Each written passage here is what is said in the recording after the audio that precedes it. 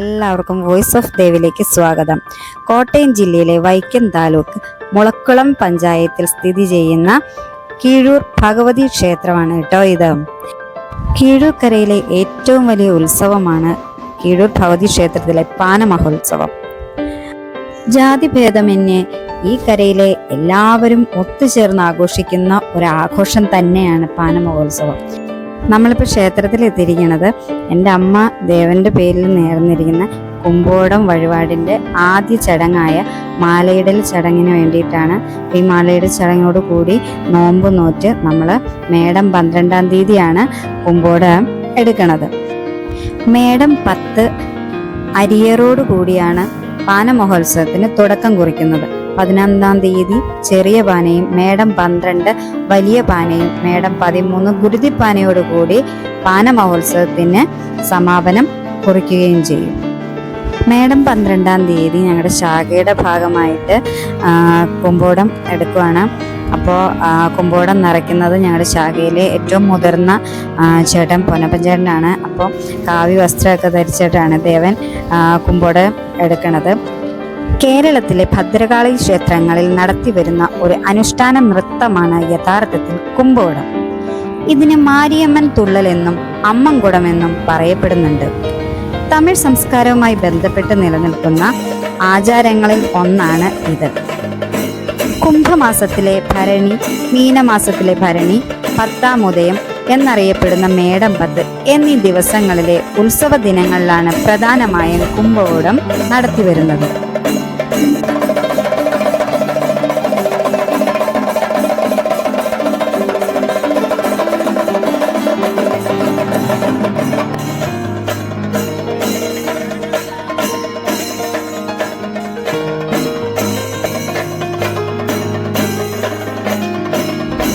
മഞ്ഞൾ വെള്ളമോ മഞ്ഞളും ചുണ്ണാമ്പും കലർത്തിയ വെള്ളമോ കുടങ്ങളിൽ നിറച്ച് ആര്യവേപ്പിൻ്റെ കൊമ്പുകളും തേങ്ങയും കൊണ്ട് പൂജിച്ച കുടം പൂച്ചെണ്ടുകൾ കൊണ്ട് അലങ്കരിച്ച് നർത്തകർ തലയിൽ വയ്ക്കുന്നു.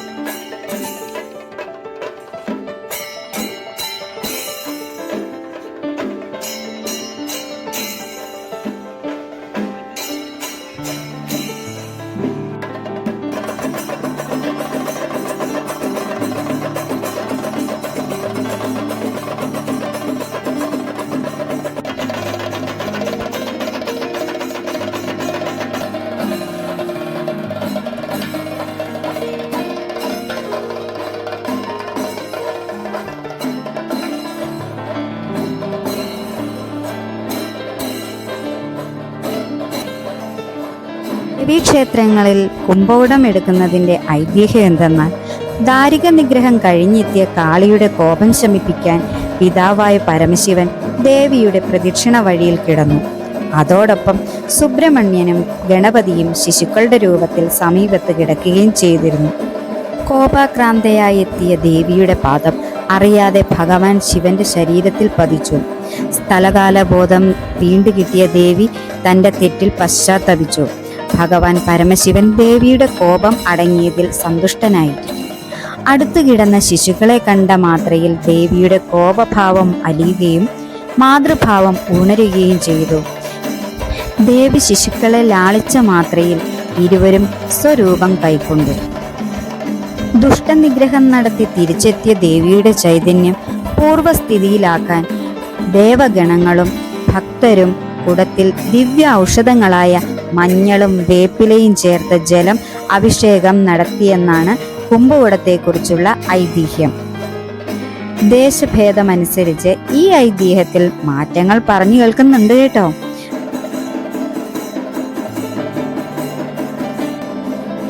താലപ്പൊലിയുടെയും ചെണ്ടമേളത്തിന്റെയും അകമ്പടിയോടെ കാവിലെത്തുന്ന കുംഭകുടം ദേവിക്ക് അഭിഷേകം ചെയ്ത് പരിസമാപ്തി കുറിക്കുന്നു. കുംഭകോടൊക്കെ എടുത്ത് ഇറങ്ങി കഞ്ഞി കുടിക്കാൻ പോണം. പിന്നെ ഒറ്റത്തൂക്കുണ്ട്, പിന്നെ ഗരുഡത്തൂക്കുണ്ട്. അത് നമുക്ക് കാണാം.